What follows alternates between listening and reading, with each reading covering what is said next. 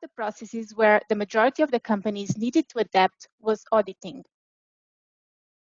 Pharmacovigilance audits are crucial for examining and evaluating the appropriateness and effectiveness of the implementation and operation of a pharmacovigilance system, including its quality system for pharmacovigilance activities. Historically, the majority of these audits were conducted on site. This included not only that mandatory internal audits, but also qualification, requalification, and routine audits to vendors, to service providers, to distributors, and to business partners.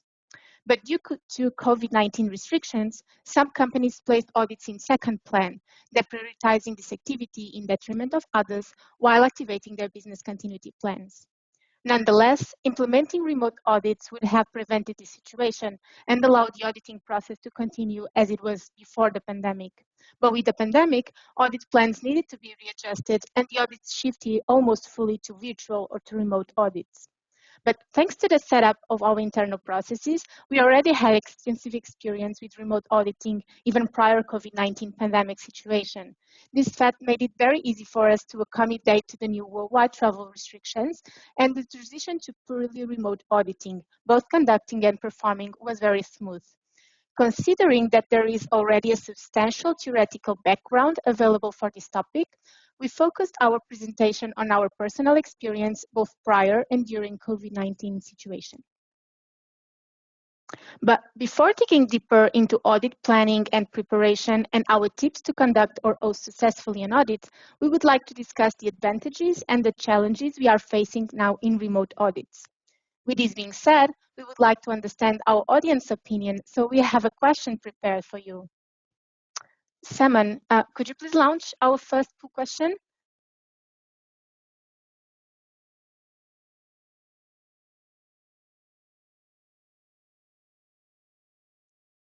So what do you feel is the greatest benefit of remote auditing?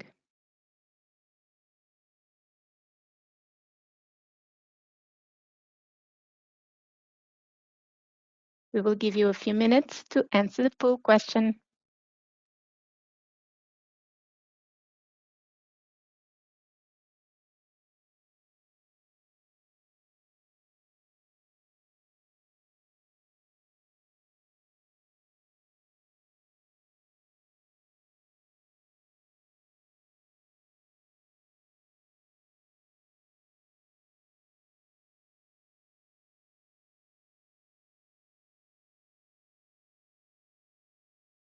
So good day, everybody. Vanessa, I would like to summarize for you the outcomes of the poll. We had 20% of the audience voting for less expensive, 15% voting for more comfortable, of course, and 60% voted for more flexibility. There were none who voted for less nonconformities, and 5% of the audience voted for other advantages. Thank you very much, Kamila, for sharing the results from this poll. These are very interesting results, and I'm very happy with them as well. I also agree that cost and more comfortable way of doing it, it's a great advantage for sure. And they are listed benefits that we will explore in the next slides. I'm also glad to see the result related to less non-conformities.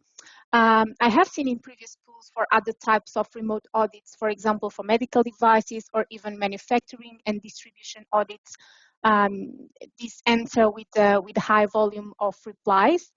It has been proved already that it could be true, especially for those kind of audits, because the audit of the facilities themselves are very important parts.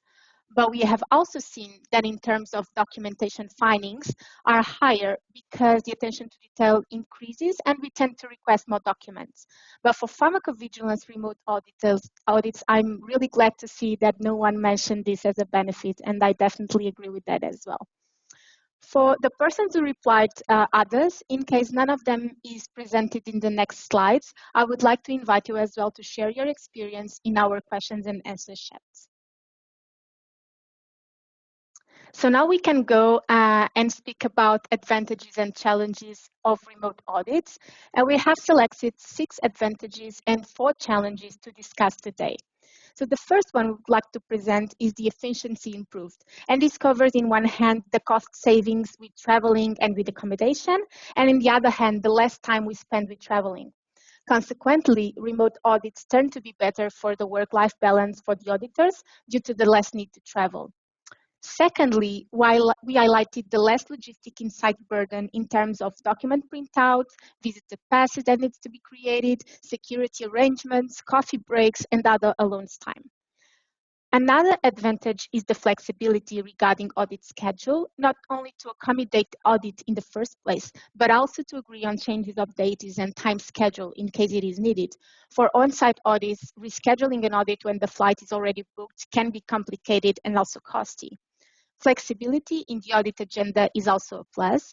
And additionally, remote audits allows that audits are conducted in different regional areas, although there is a need to adapt to different time zones.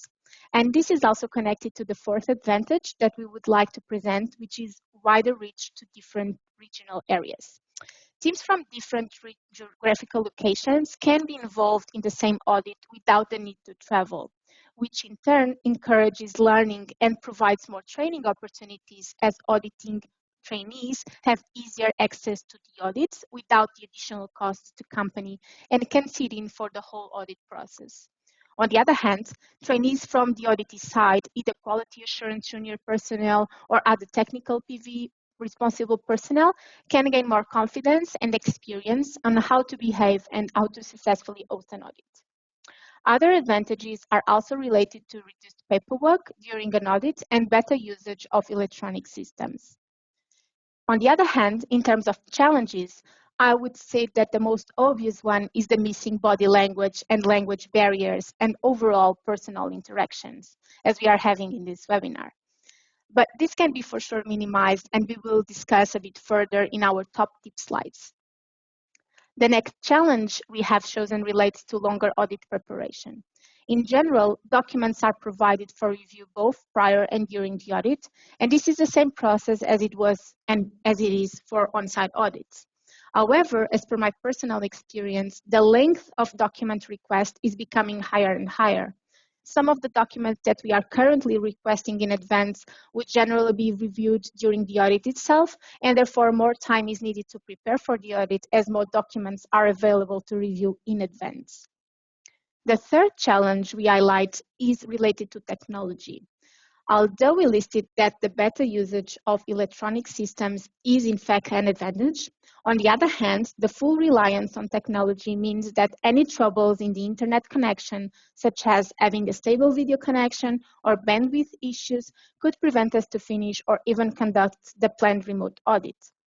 Nonetheless, this can be minimized again by organizing a test call with the auditees to ensure that everything runs smoothly and by having a plan B. Lastly, time management can also be a challenge. By time management here, I mean the non-possibility to have several sessions in parallel, as dividing the auditors with subject matter experts to cover several areas at the same time. Everyone needs to be listening to the same questions and sessions, and only one person can be making questions. The use of electronic systems can make it more challenging to understand the questions and answers as well, so it may lead to repetitions. Additionally, we have also seen that some audits take longer to perform than on-site audits due to the limitations of not having that real-time presence of questions raised and answered, or those informal chats during the audit day, even before or after the sessions. So while we have reached the end of this slide related to advantages and challenges, I would now like to give Kamila the word for the next topic. Thank you, Vanessa, for very comprehensively covering the advantages and challenges of remote audits. I would like to follow this with highlighting some of the important activities which should be considered when you start planning for remote audits. So, of course, planning and preparation are crucial steps in any activity that we do. And when starting with remote audits in your company, whether you are on the side of auditor or auditee, there are several key points which you should think about before you proceed to the actual execution of the remote audit. And omitting to consider several points during the planning or not addressing them comprehensively may actually hinder achieving your audit objectives. So first of all, my recommendation is to start with your internal procedures.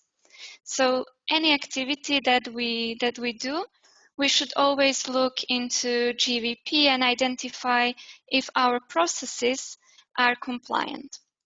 Regarding auditing, GVP Module 4 requires companies to have a written procedure outlining the audit process and audit planning. Therefore, prior starting with conducting remote audits, you should check your current written procedures for audits and verify whether your SOPs accommodate remote auditing and describe the methods that would be used by you for remote auditing. You should, based on this review, determine whether there is a need to update your written procedures, or if you are okay, they cover the remote auditing options and there is no need for review.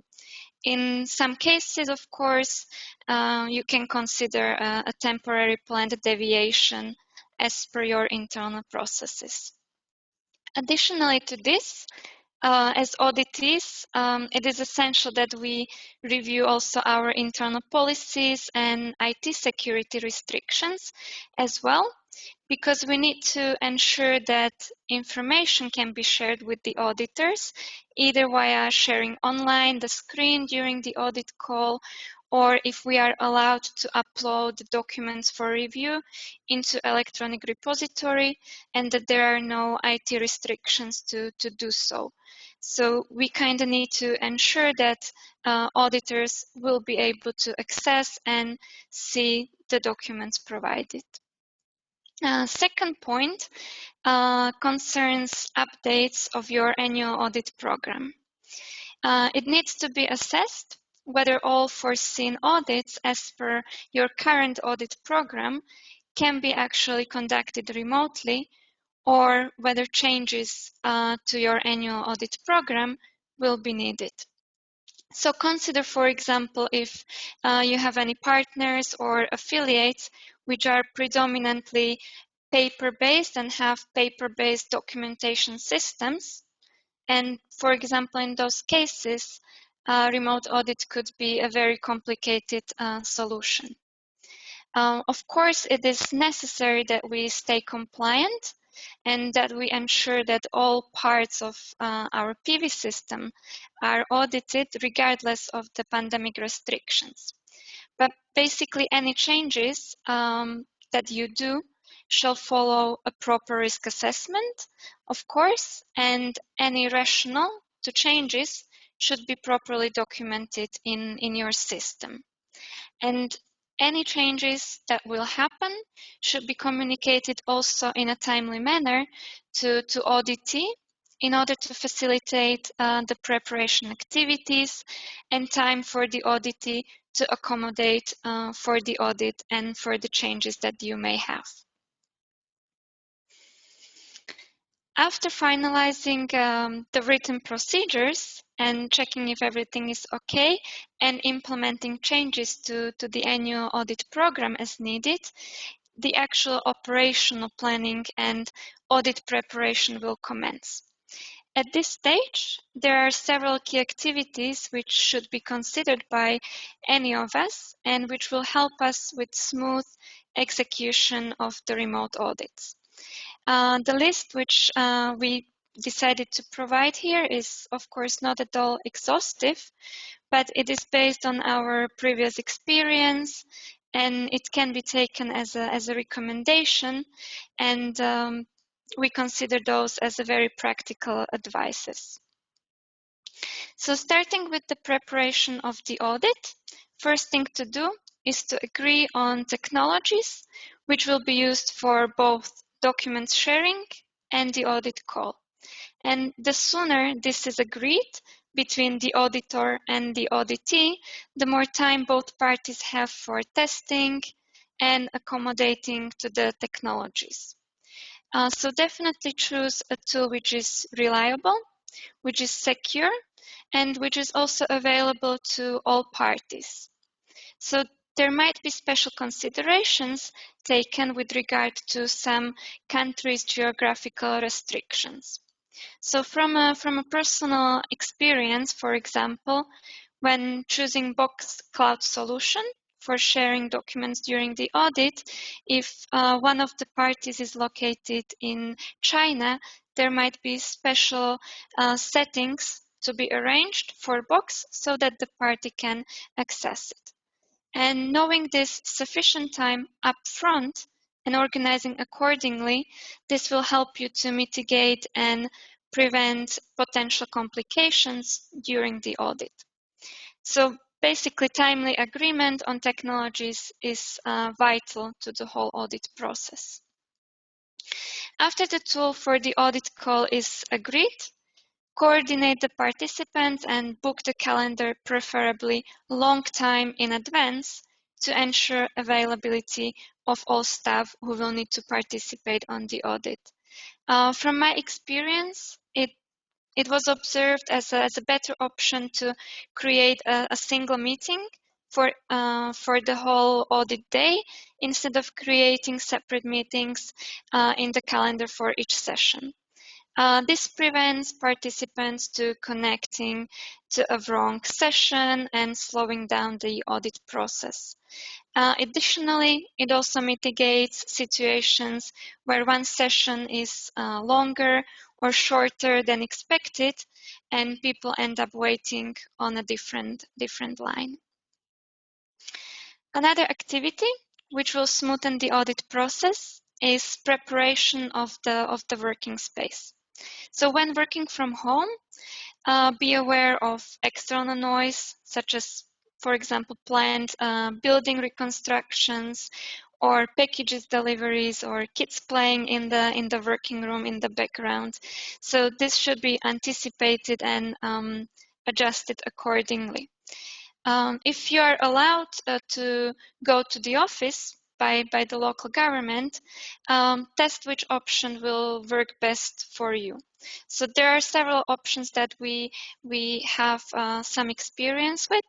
Either each person can be in a separate meeting room, or the team can be gathered in one big meeting room with one general computer, one big camera, and the microphone that would be used by all. If this option is selected to achieve good results, of course, you should ensure that the devices that will be used are high quality to provide for a good audio as well as video. From personal experience, I definitely do not recommend gathering in one meeting room and logging in from several personal computers that each person would be using own microphone and camera, because it causes sound biting and other technical complications which may be difficult to adjust during the audit. Talking a little bit about the audit agenda. When preparing the audit agenda, I want to recommend to you to have several regular short coffee breaks, or just several regular short breaks. From our experience, when having 2 or more auditors, the communication between them during the actual interviews is often limited, when opposed to on-site audit, when the auditors actually sit together and can discuss if needed. So introducing the coffee breaks will allow for an effective communication, sharing any concerns, and exchange of opinions between the auditors. For auditee, this provides for a time to reflect on what was discussed so far, and a quick chat to prepare for the next sessions, discuss strategy, or just to align on requested documents and pending items. Besides that, of course, it can be challenging to stay focused when interacting only with the computer screen for the whole audit day. So basically, all participants will benefit more from frequent breaks, and it will provide for a more efficient audit. Last but not least, all arrangements which will be agreed shall be reflected in the audit plan accordingly. So clear identification of coffee breaks, participants for each session, specification of time zones. And finally, do not forget to identify the limitations towards the scope of the audit and outline the points which will not be covered due to the nature of the remote audit, such as facility tour, for example. So those are some of the points to consider for planning and preparation. And we have another poll question for you. Semen, if you could introduce it to our audience. So we are interested in understanding better from the background that you come from to this presentation and webinar. So just pick if you're an auditor or if you are coming as an auditee or as both.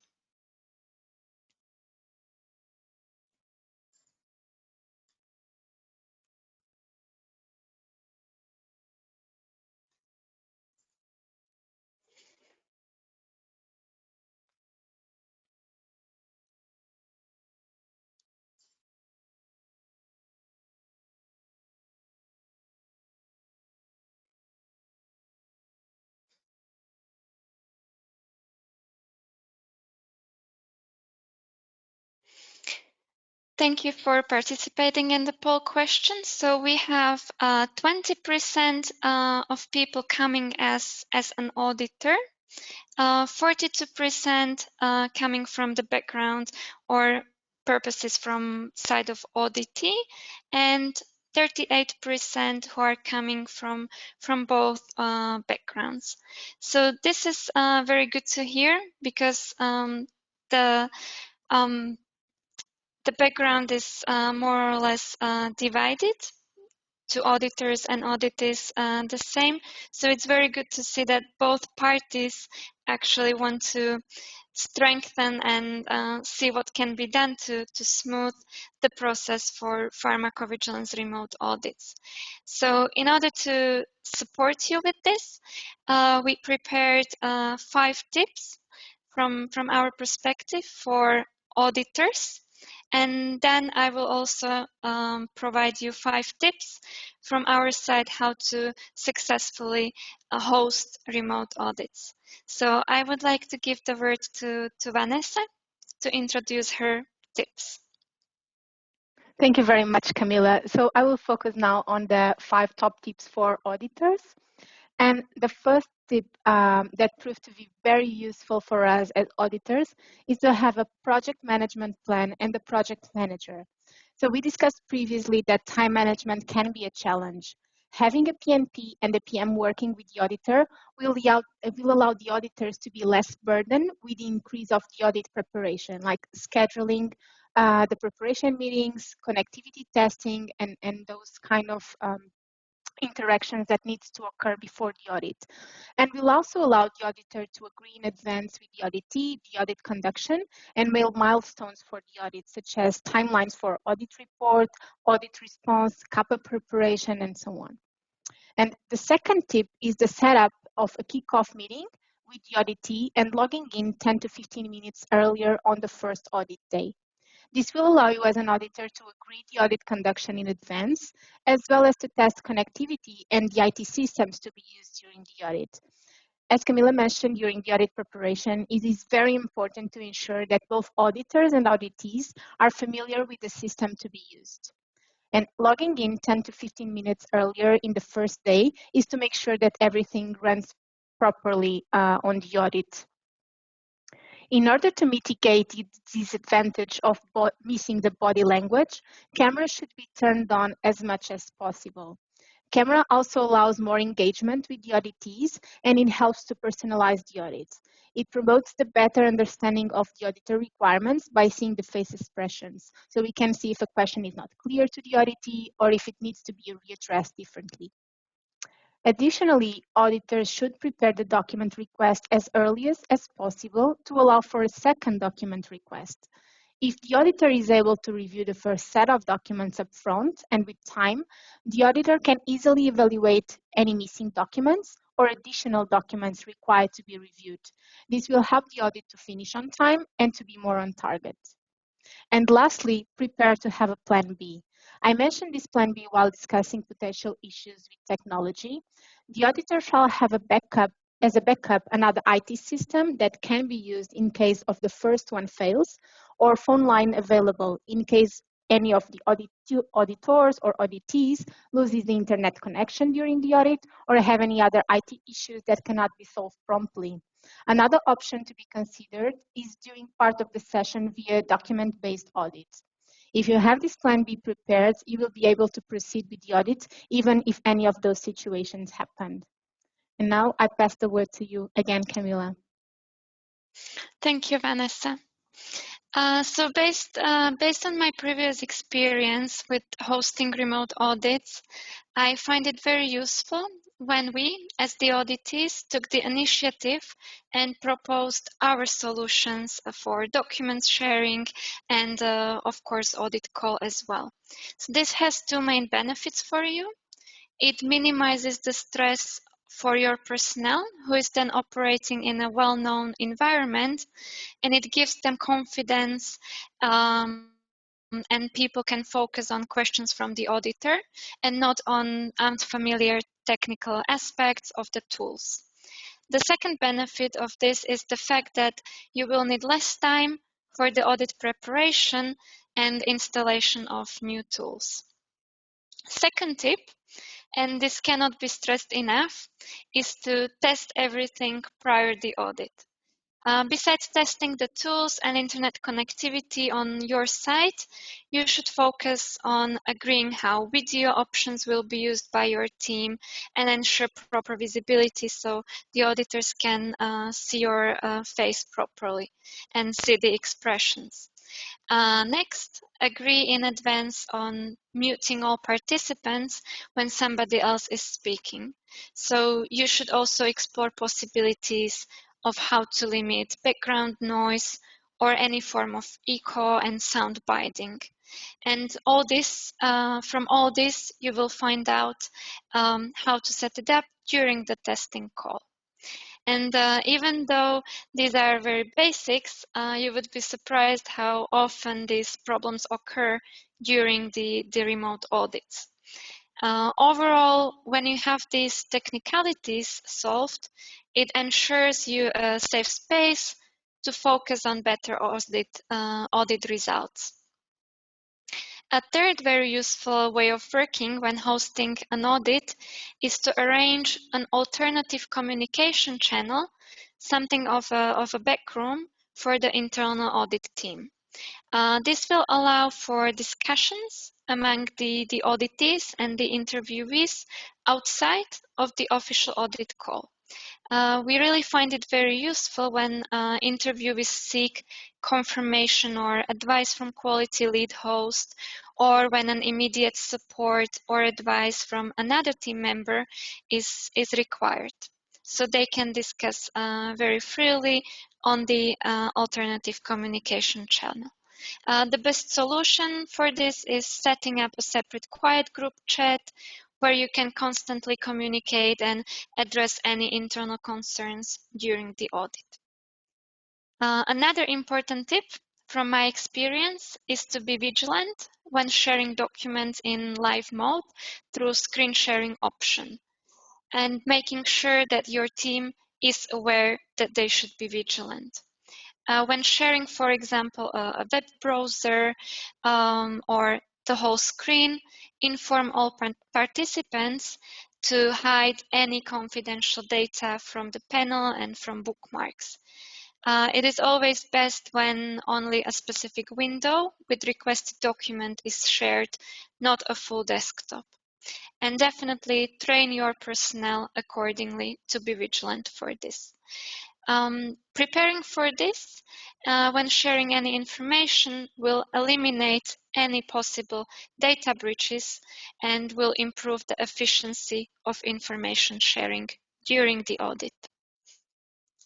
Last but not least, prior to the audit, make sure that you identify the roles and responsibilities within the team.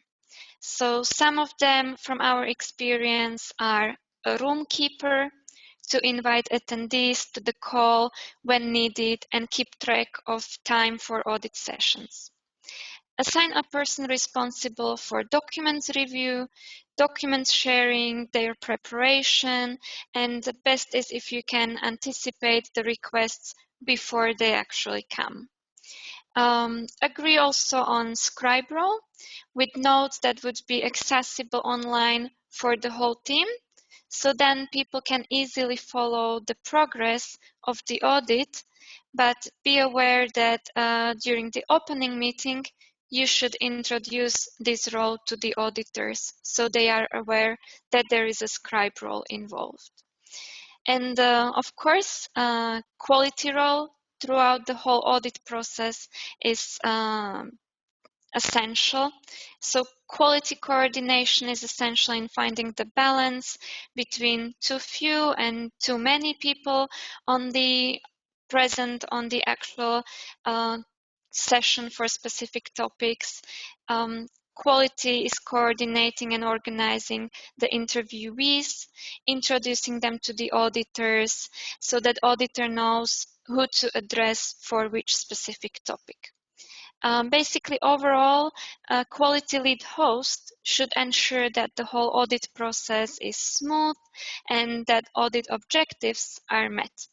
I observed that defining those roles and responsibilities prior to the audit is crucial in successful remote audits and their hosting.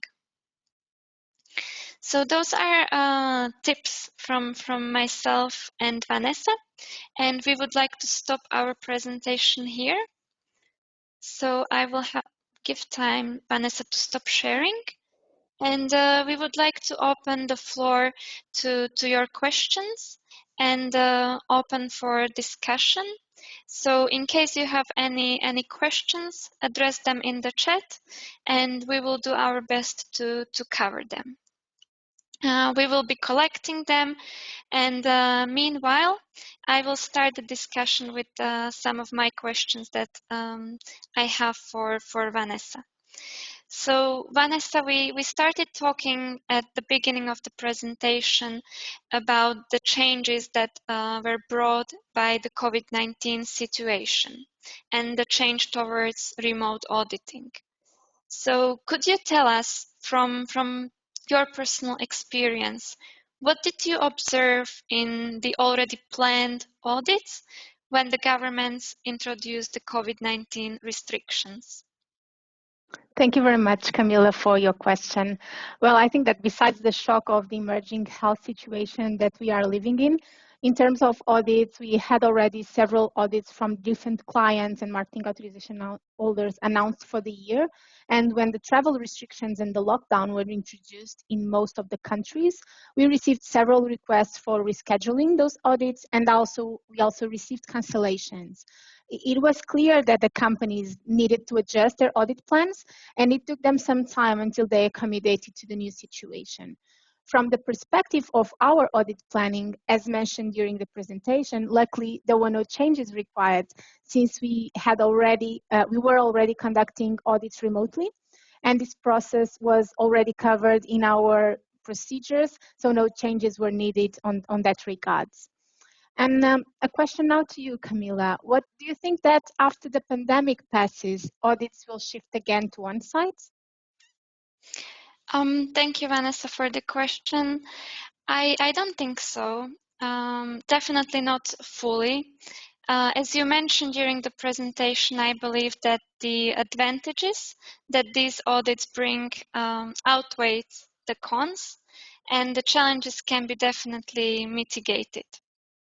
Remote audits are certainly not a new concept, and we have been performing them even before the pandemic, but just not that frequently. I would say that remote audits were much used in the past by service providers with a comprehensive network of vendors around the world. So remote audits allow the service providers to keep their vendors validated at a lower price. And with the change that was brought by the COVID-19 restrictions, more and more remote audits are being accepted as a realistic option. And I truly believe that they will stay during the normal business operation times. And what is left to say that companies will follow their risk assessment always and will act accordingly, whether it will be a remote audit or on-site audit. This being said, when do you think it is still better to conduct on-site audits versus the remote audits? Well, very, very good question. I would say that generally speaking, it's not better to conduct on-site audits comparing to remote audits. So generally the answer would be no. Nonetheless, on-site audits can still be beneficial, of course, in some cases, such as novel marketing authorization holders or companies with less mature pharmacovigilance systems, or even those companies using a more paper-based system and where you would need to see archive facilities, server rooms. Nonetheless, I think it's also important to stress out that remote audits are suitable even for full system audits as well for process audits or more focused types of audits as well. Thank you for the answer.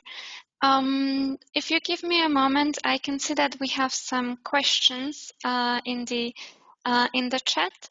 So I will read one of them. We have a question that is regarding the concerns about remote audits. So Vanessa, if you could tell us, what is your biggest concern about remote audits? Okay, we have broadly discussed challenges during the presentation, that's true, but maybe I can share my personal experience from both auditor and also auditee perspective. So starting by auditee perspective, maybe it is receiving a finding due to that inability to properly explain and address the question over a teleconference. I find it always very much easier to speak and explain things when we are face to face, or at least when I'm seeing the auditor. But with this being said, as also mentioned before, if there is a possibility that both auditor and auditee uses the camera throughout the whole audit process, it would be minimized for sure. From auditor perspective, I would say it's also connected with the same thing, which is not being able to observe the body language of the auditee, not being able to get that feeling from the company office and the quality culture of the office and of the persons. And on the other hand, the inability to see the server room may also be a problem, although companies are moving more and more to cloud storage and other cloud solutions, but potentially it could result in overlooking an important finding. But since we are speaking about concerns, Kamila, have you yourself faced an audit conducted in different time zones? And if yes, how did you minimize that challenge? Yes, this is a very good question for me. Indeed, this is one of the challenges of remote audits, and I have quite a lot of experience with that. So I have experienced different audits where several different time zones had to be covered. In general, for audit where you have one team located in a different continent and the other team located in a completely different part of the world, I recommend planning the audit in 4-hour sessions over several days, either in the morning or in the evening, but never going through the night, neither for auditor or for auditee. We apply this solution regularly and where it is needed, and it works perfectly. So this also accommodates more time for auditors to review requested documentation during the remaining hours, prepare for the next sessions, and for auditee, it allows to catch up on daily activities, thus not disrupting the PV activities and keeping business continuity. Additionally, another type of my experience is when we had small time differences. So just several 1 hour time differences. And this was challenging because it was not considered by the auditor as an issue or as something that should be addressed. And the auditor assumed that a GMT or UK time would be used for the audit. But because we had teams which were joining from, for example, Portugal, Czech Republic, Romania, there were 1 hour differences, and each participant would assume that their time zone was used in the agenda. So my recommendation here is always specify in the audit agenda what is the time zone that you are using, even if it is not across the continents, that there is a 4 hours difference, but if it is only 1 hour, always specify this in the audit agenda. And I can see that we have another question in the chat, and this is about the length of the remote audit. So maybe Vanessa, you can see if you can answer this one. And the question is about what would you recommend would be the length per day for a remote audit? So, very good question. I think here we need to consider two things. If all the participants, auditor and auditees, are in the same time zone as Kamila was mentioning, or if they are in different time zones. We can have regular 7 to 8 hour audits if everyone is in the same time zone or with 1 hour difference. But in cases where we have big differences, I would recommend like having 4 hours.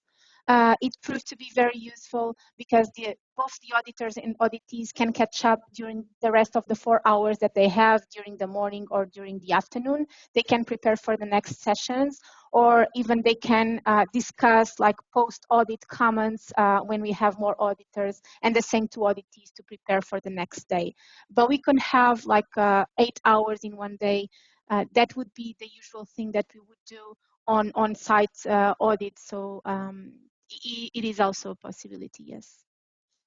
Thank you for the answer, Vanessa. I will take the opportunity to address another question from the audience, and this is directed to translators. So the question is if we have ever experienced using a translator within a remote audit setting, and how has this worked? So I can take this question personally because we had such an audit where we had to involve translator in order to facilitate translation of some documents or support during some of the interviews. And basically the difference there is not a big when you compare it to involving translator into on-site audit, but what you should be very vigilant about is the time. So if you would not have the translator, you maybe have much less time dedicated to interviews or to documents review, because you do not need the translations on the actual call. So when involving translator, make sure that you are vigilant about the time that you allocate to the sessions. Make sure that the auditor has a confidentiality agreement signed. If it is a different person from a different company, and make sure that you also train the translator on the audit process. So so the whole audit is then a smooth process. Would you like to add anything, Vanessa?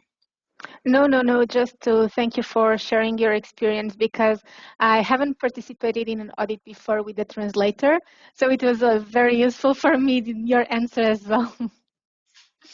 And now my turn. I also see more questions in the chat, so I'm really glad that people are engaging with us today.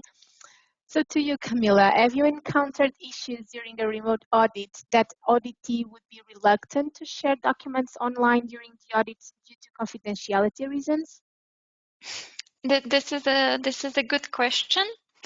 And yes, this is common mainly when I request, for example, technical contractual documents, which include confidential data and sometimes even price arrangements. So in such cases, I have experienced that auditee would refuse to share with me those documents. But due to the critical importance of pharmacovigilance contracts, which need to be reviewed during the audit, I always recommend to auditees 2 ways how to overcome this situation. Auditee should be able to set up view-only access for documentation for the auditor, and where the contract cannot be downloaded by the auditor. So the auditor will only have view access rights. Another way how you can overcome this is to share the contract during the audit session via screen. So we will not upload it, but this can be very time consuming for the auditor to review the whole contract at the audit session. But it is also an option. And in both cases, I always recommend to blind the price arrangements or any confidential data. And if you have anything to this topic, Vanessa, what about your experience? Have you ever conducted an audit where the auditee refused to share the documents or part of the documentation in advance? Well, I need to say yes, and that's unfortunately a common issue, especially when we are auditing service providers. And I feel now that I'm speaking a little bit against myself. But a tip I would give the auditor is that you say to the auditee right away that the audit will be potentially expanded for a longer period, because the auditor will need to have the time to review those documents, and therefore time needs to be allocated during the audit itself to review them. But sometimes you cannot overcome the issues, so you need to review them online. And now maybe we can speak about a different topic. I see that, Kamila, companies are still using audit questionnaires. Can these audit questionnaires be considered a remote audit from your quality point of view? No. So audit questionnaires cannot be considered as an audit because they cannot be verified independently. So GVP module 4 says that risk assessment, questionnaires, surveys, benchmarking, or other activities in which evidence of the fulfillment of pharmacovigilance requirements is not independently obtained and evaluated cannot be regarded as an audit. So this was also again stipulated by the communication from the EMA on pandemic situation regarding continuity of pharmacovigilance activities, where they were saying that utilizing questionnaires only would not be accepted as an audit. But on the other hand, questionnaires are a useful tool and can be used as part of the audit plan risk assessment, for example. It is also a possibility to utilize this kind of questionnaires as part of desktop audit. So you mentioned desktop audit, and I see a question in the chat regarding desktop audits. And the question is, what is a desktop audit and how does it differ from an audit questionnaire? Can it be considered as an audit? So to answer the first question, what is a desktop audit? A desktop audit is primarily focused on in-depth scrutiny of documents and other relevant records and does not rely only on the answers which would be received from a questionnaire.